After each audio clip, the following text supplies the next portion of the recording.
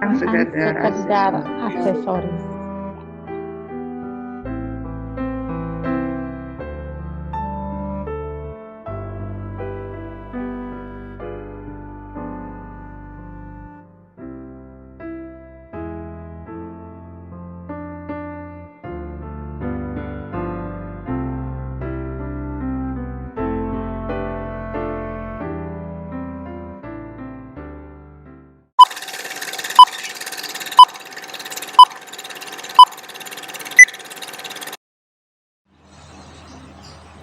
Selamat malam Bapak Ibu, apa kabarnya? Jangan bosen ya, pakai maskernya dipakai bila keluar rumah. Cuci tangan setelah bepergian. Mari kita berdoa bersama. Tuhan Yesus, terima kasih pada malam hari ini. Kami bersyukur Tuhan mau pakai kami untuk ibadah pada malam hari ini. Terima kasih Bapak, kiranya Tuhan beri hikmat untuk kami dapat mengerti tentang firman-Mu. Terima kasih Bapak, hanya dalam nama Yesus kami berdoa dan bersyukur. Amin. Mari kita baca firman 1 Raja-Raja pasal 3 ayat 12. Maka sesungguhnya aku melakukan sesuai dengan permintaan-Mu itu.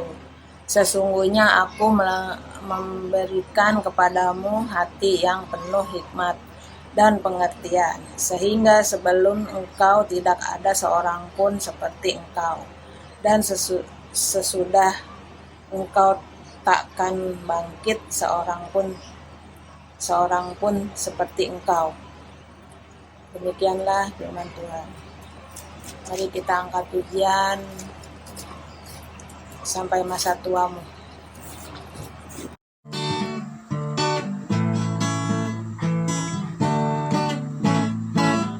Sampai masa tuaku, aku Yesus tetap Dia, dan sampai masa putih rambutmu, aku menggendong kamu. Aku telah melakukannya dan mau menanggung kamu terus. Aku mau memikul kamu dan menyelamatkan kamu. Sampai masa tuaku, aku Yesus tetap Dia, dan sampai masa putih rambutmu, aku menggendong kamu. Aku telah melakukannya dan menanggung kamu terus. Aku mau memikul kamu dan menyelamatkan kamu.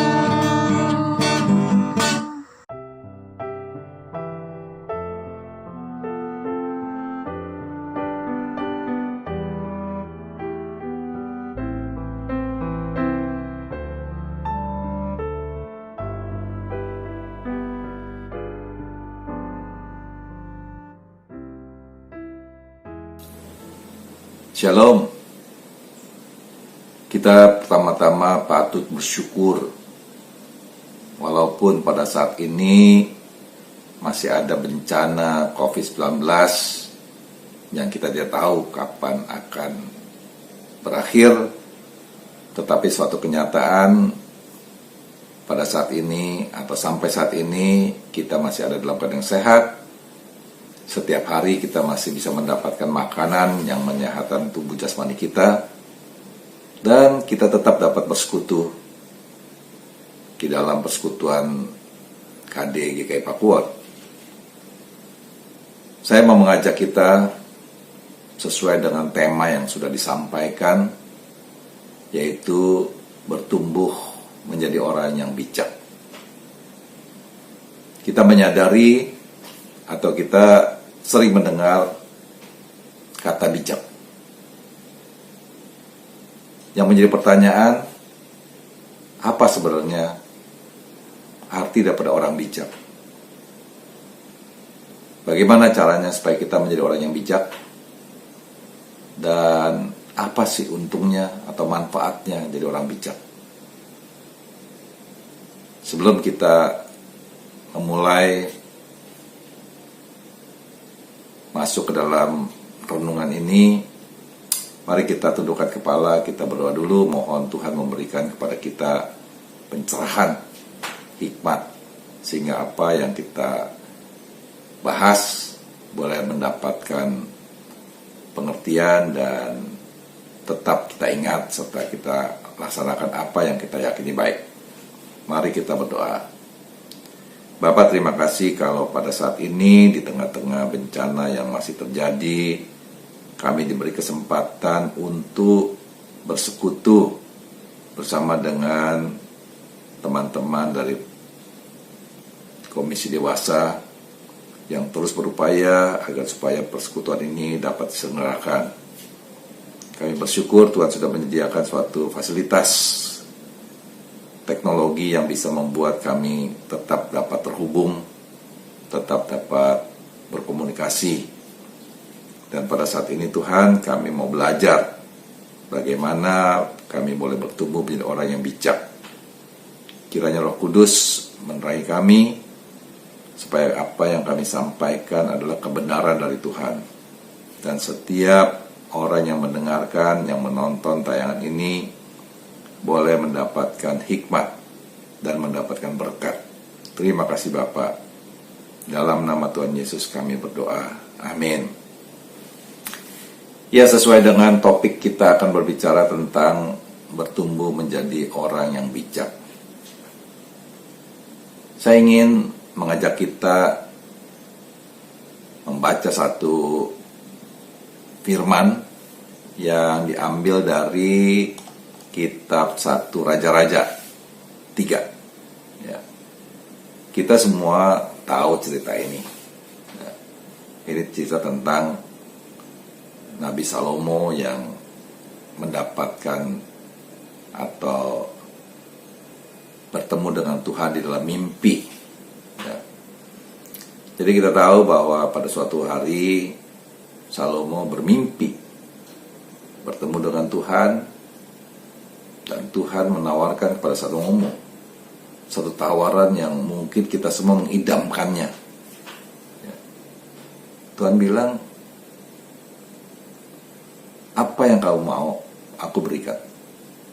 Ya, bayangkan, katakan saja apa yang kamu mau, aku berikan. Mari kita coba baca apa yang dicatat oleh Alkitab dari kitab 1 Raja-Raja 3 ayat 5. Nah, di Gibeon itu ada, saya ulangin, di Gibeon itu Tuhan menampakkan diri kepada Salomo dalam mimpi pada waktu malam. Berfirmanlah Tuhan Allah, mintalah apa yang hendak kuberikan kepadamu. Saudara, mari kita bayangkan, Tuhan mengatakan mintalah apa yang hendak kuberikan kepadamu. Yang mengatakan ini adalah Tuhan pencipta langit, bumi, dan segala isinya. Dia menciptakan dari yang tidak ada menjadi ada. Dan Salomo percaya. Ini bukan permintaan atau bukan tawaran yang main-main. Ini tawaran serius. Ya. Dan apa yang Salomo katakan kepada Tuhan? Kita lanjutkan bacaan ini di ayat yang ke-9. Salomo mengatakan begini, maka berikanlah kepada hambamu ini hati yang faham menimbang perkara untuk menghakimi umatmu dengan dapat membedakan yang baik dan yang jahat. Sebab siapakah yang sanggup menghakimi umatmu yang sangat besar ini? Salomo menyadari akan tanggung jawabnya sebagai seorang raja. Dia harus membuat suatu keputusan yang benar-benar dianggap bijak. Salomo tidak memikirkan kepentingan dirinya, tapi dia memikirkan tugas dan tanggung jawabnya sebagai raja. Ini bukan suatu tugas yang mudah. Ya.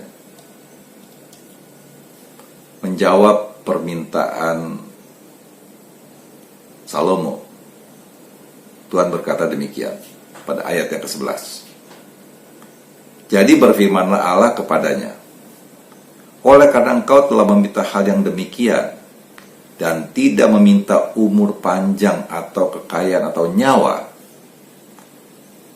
dari musuhmu, melainkan pengertian untuk memutuskan hukum, maka sesungguhnya aku melakukan sesuai dengan permintaanmu itu.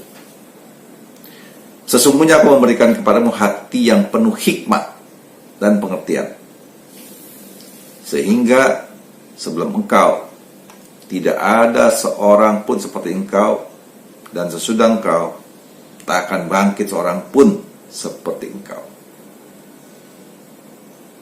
Dan apa yang kamu tidak minta akan kuberikan, baik kekayaan maupun kemuliaan, sehingga sepanjang umurmu tak akan ada seorang pun seperti engkau di antara raja-raja. Jadi Tuhan melihat hati Salomo. Dia tidak meminta kekayaan, dia tidak minta kekuasaan, dia tidak meminta kemasyhuran, tapi yang dia minta adalah hikmat untuk membedakan mana yang jahat, mana yang baik. Saudara, Salomo tahu benar apa yang sangat dia perlukan sebagai seorang raja. Dia membutuhkan hikmat karena bangsa Israel sangat ditentukan oleh hikmat rajanya ini. Dan Tuhan memberikan kepada Salomo bukan cuma yang diminta, tapi apa yang tidak diminta, yaitu kekayaan, kemasyhuran, itu juga diberikan. Yang minta hikmat ini bukan cuma Salomo, ya, tetapi juga sebelumnya Musa. Kita tahu Musa adalah hamba Tuhan yang dipakai untuk membawa umat Israel keluar dari Mesir dalam jumlah yang sangat besar. Dan salah satu tugas Musa di dalam memimpin bangsa Israel adalah menghakimi atau menjadi hakim dari orang-orang Israel yang berperkara. Dan tugas ini berat sekali, ya. Maka Musa dalam Mazmur 90 ayat 12 itu menyampaikan kepada Tuhan, ini doa Musa. Dia katakan, ajarlah kami menghitung hari-hari kami sedemikian sehingga kami beroleh hati yang bijaksana. Musa juga tahu bahwa yang dia perlukan adalah hati yang bijaksana, karena mengadili atau menengahi orang berperkara itu tidak mudah. Dan saudara, kita tahu bahwa ada begitu banyak orang, lebih dari 1 juta orang, tentu masalahnya banyak. Dan dia minta kepada Tuhan memberikan hati yang bijaksana. Jadi, apa sebenarnya arti daripada orang yang bijak atau orang yang berhikmat? Orang yang berhikmat adalah orang yang tahu membedakan mana yang baik, mana yang buruk, ya, mana yang benar, mana yang salah, dan dia melakukan apa yang baik dan benar, apapun juga situasinya.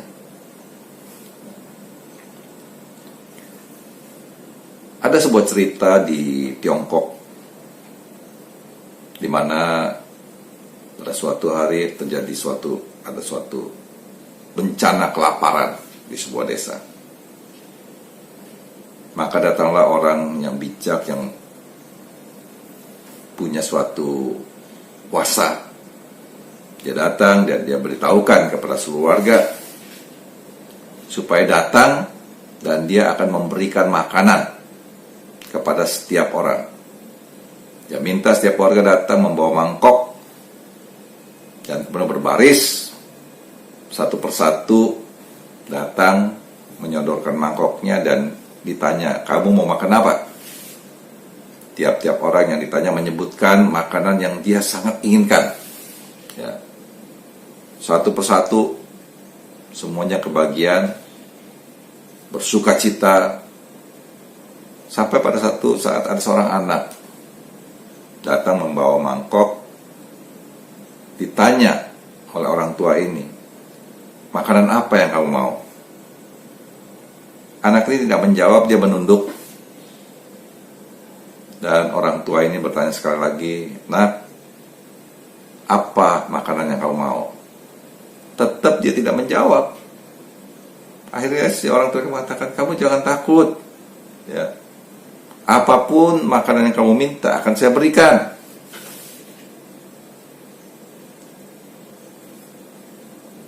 Orang tua ini kepada setiap orang yang menyodorkan mangkoknya hanya mengetupkan sumpit yang dia pegang. Dengan mengetuk itu, maka di mangkok itu muncul makanan yang diminta. Si orang tua ini sekali bertanya, kamu gak usah ragu-ragu, apapun makanan yang kamu minta akan saya berikan. Katakan saja apa yang kamu mau. Akhirnya anak ini berkata, kalau demikian, berikanlah kepada saya sumpitnya. Anak ini tahu yang membuat makanan itu adalah sumpit ini. Kalau dia cuma dapat makanan hari ini, besok dia kelaparan lagi. Maka dia minta sumpitnya itu, karena dia lihat ada kuasa di sumpitnya ini. Nah, walaupun ini sebuah cerita, tetapi ada pesan bahwa si anak ini tahu di mana sumbernya. Salomo dan Musa tahu, supaya dia menjadi orang yang berhasil, dia membutuhkan hikmat, ya. Maka itu yang diminta. Tapi Tuhan juga tahu bahwa kita membutuhkan yang lain, ya. Seperti yang Tuhan juga katakan di dalam Matius 6, janganlah kita khawatir tentang apapun juga, ya. Nah, Tuhan tahu. Tuhan bilang, carilah dahulu kerajaan Allah dan kebenarannya, maka semuanya itu akan ditambahkan kepadamu. Jadi kita mencari dulu hal yang paling penting, yang paling utama. Dan pada saat ini kita melihat, kita belajar dari Salomo meminta sesuatu yang sangat berharga, yaitu hikmat. Pertanyaan kedua, kalau hikmat itu demikian penting dan bermanfaatnya, bagaimana cara kita mendapatkannya? Bagaimana kita bisa menjadi orang yang bijak dan berhikmat? Tuhan Yesus di dalam Matius 7 ayat 24 mengatakan, setiap orang yang mendengar perkataanku dan melakukannya, ia sama dengan orang yang bijaksana, yang mendirikan rumahnya di atas batu. Jadi dengan jelas dikatakan orang yang bijak adalah yang mendengarkan firman Tuhan dan melakukannya. Juga dikatakan yang berbahagialah yang mereka yang mendengarkan firman Tuhan dan yang melakukannya. Kita juga ingin, saudara, menjadi orang yang bahagia. Tidak ada orang di dunia ini yang tidak ingin menjadi orang yang bahagia. Pertanyaan berikutnya, apakah menjadi orang bijak ini mudah atau susah? Ya. Kalau mudah, kenapa begitu sedikit orang yang bijak? Kalau susah, kenapa kita harus bersusah-susah mencarinya? Jawabannya adalah, yang pertama memang susah. Karena dia membutuhkan sebuah proses dan waktu. Tetapi juga mudah. Kenapa? Karena petunjuknya sudah ada. Ya. Bagaimana cara kita menjadi orang yang bijak? Yakobus 1 ayat 5 mengatakan, apabila di antara kamu ada yang kekurangan hikmat, hendaklah ia memintakannya kepada Allah, yang memberikan kepada semua orang dengan murah hati dan dengan tidak membangkit-bangkit. Maka hal itu akan diberikan. Jadi kalau kita merasa, saya butuh hikmat, minta pada Tuhan. Ya. Bagaimana selanjutnya? Apakah minta begitu saja dan selesai? Ya.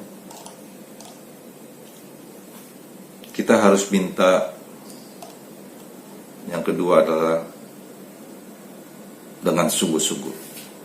Kita benar-benar menginginkan, kita benar-benar membutuhkan. Seperti yang ditulis oleh Amsal 2 ayat 4 dan 5. Katakan, jikalau kamu mencarinya seperti mencari perak dan mengejarnya seperti mengejar harta terpendam, maka engkau akan mendapatkan pengertian tentang takut akan Tuhan dan mengenal Tuhan. Saudara,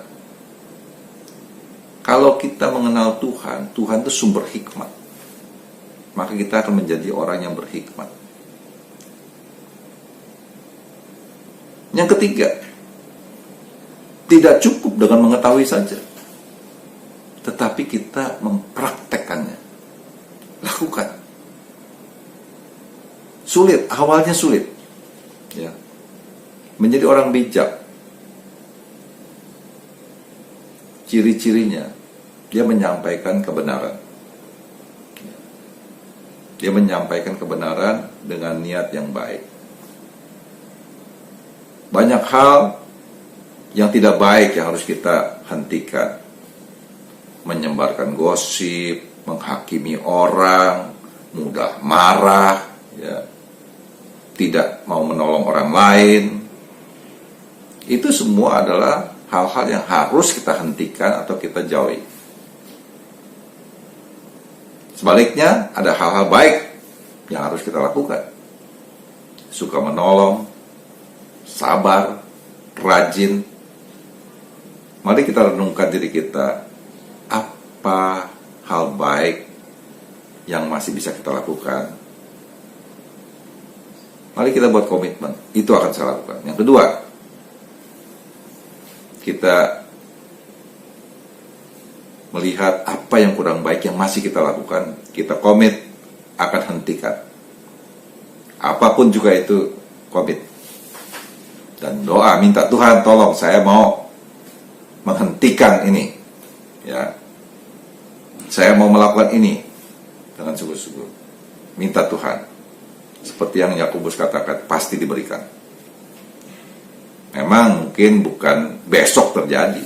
Ada proses, Tuhan juga ingin menguji. Apa kamu benar-benar enggak? Ya. Dan Tuhan mengatakan apa yang diberikan itu harus dipertanggungjawabkan. Nah, yang terakhir, apa sih untungnya jadi orang bijak ini? Ya. Amsal 8 ayat 11 mengatakan, hikmat lebih berharga daripada permata. Apapun yang diinginkan orang tidak dapat menyamainya. Jadi sekali lagi, apabila kita minta hikmat, kita minta kebijaksanaan, maka Tuhan akan berikan semua yang kita perlukan. Apa saja. Tapi sekali lagi, ini semua membutuhkan sebuah proses. Mari kita belajar. Tuhan Yesus mengatakan, mereka yang mendengarkan perkataanku. Mari, perkataan Tuhan Yesus ada dalam Alkitab. Kita baca, setiap hari kita renungkan, dan kita catat apa yang kita mau praktekkan, supaya kita menjadi orang yang bijak. Kiranya renungan ini menolong kita untuk bertumbuh menjadi orang yang bijak, sehingga kita bisa menjadi berkat bagi banyak orang. Mari kita berdoa. Bapa dalam surga, kami mengucap syukur untuk apa yang boleh kami sampaikan dan kami dengarkan. Kami percaya bahwa Tuhan menyertai kami, sehingga apa yang kami dengarkan ini tidak berlalu dengan sia-sia. Berikan juga kepada kami ya Tuhan, satu kerinduan untuk menjadi orang yang bijak. Bijak dimanapun kami berada, kepada siapapun juga, supaya melalui hidup kami nama Tuhan dipermuliakan. Terima kasih Bapa, di dalam nama Tuhan Yesus kami berdoa. Amin.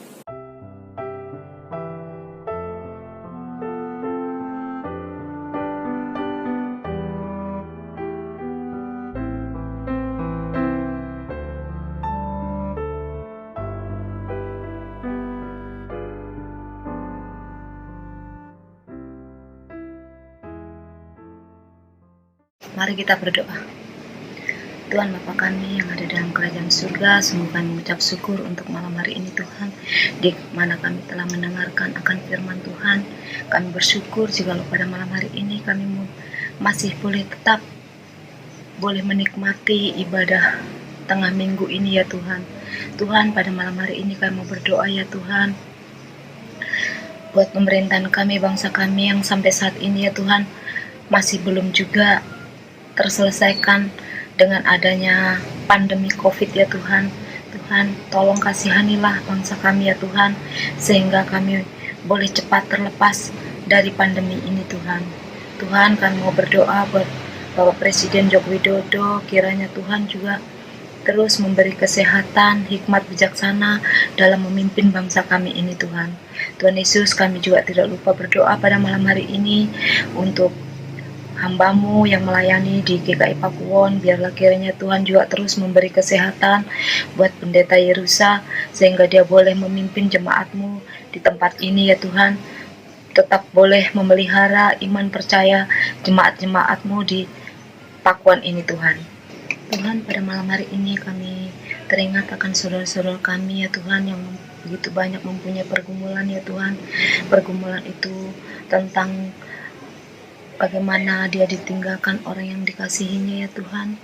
Untuk itu ya Tuhan, kami mohon kiranya Tuhan yang memberikan kekuatan dan penghiburan, sehingga dia boleh tetap bisa menjalani masa-masa hidupnya ini ya Tuhan dengan damai sukacita. Tuhan, kami juga mau berdoa buat saudara-saudara kami yang saat ini begitu banyak kehilangan pekerjaan. Tuhan juga kiranya tolong mereka ya Tuhan, sehingga mereka tetap dapat melanjutkan hidupnya ya Tuhan. Kami percaya bahwa Tuhan begitu banyak cara untuk menolong setiap mereka. Tuhan, kami juga berdoa buat saudara kami yang saat ini mungkin sedang terbaring lemah ya Tuhan, tidak berdaya.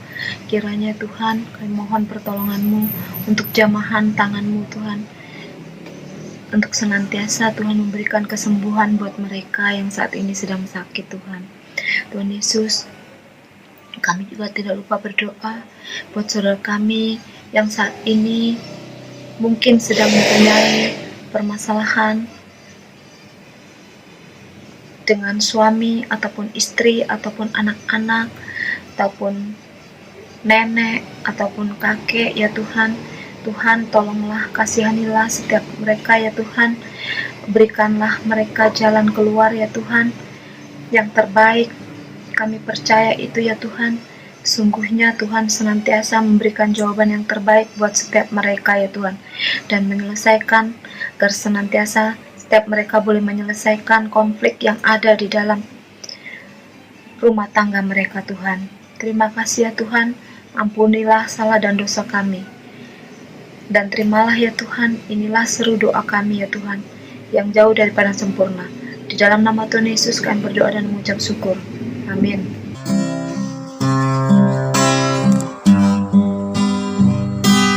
Bapa kami yang ada di surga, dikuduskanlah namamu, datanglah kerajaanmu, jadilah kehendakmu di bumi seperti di surga. Beri kami hari ini makanan yang secukupnya. Ampuni salah kami seperti kami ampuni yang bersalah pada kami. Jangan bawa kami dalam pencobaan, melainkan lepaskan kami dari yang jahat. Kaulah yang punya kerajaan dan kuasa dan kemuliaan sampai selama-lamanya. Amin. Amin.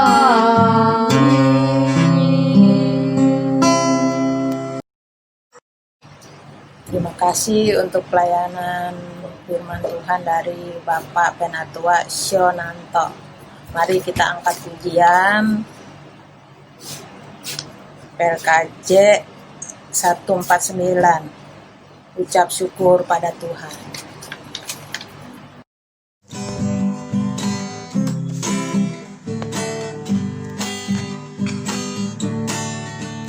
Ucap syukur pada Tuhan karena kita diselamatkan oleh-Nya. Senandungkan lagu baru, senandungkan lagu baru baginya. Nyanyikanlah dengan riang karena kasih setia Tuhan, nyanyilah. Senandungkan lagu baru, senandungkan lagu baru baginya.